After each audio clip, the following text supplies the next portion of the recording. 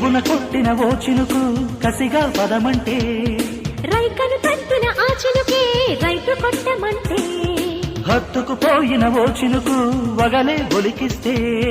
చెక్కిలి మీటిన ఆ చినుకే సెగలు రేపుతుంటే కురిసే వయ్యారివాన మెరిసే నీ కన్నుల జాణ కురిసే వయ్యారివాన మెరిసే నీ కన్నుల జాణ ముదివే చలిగా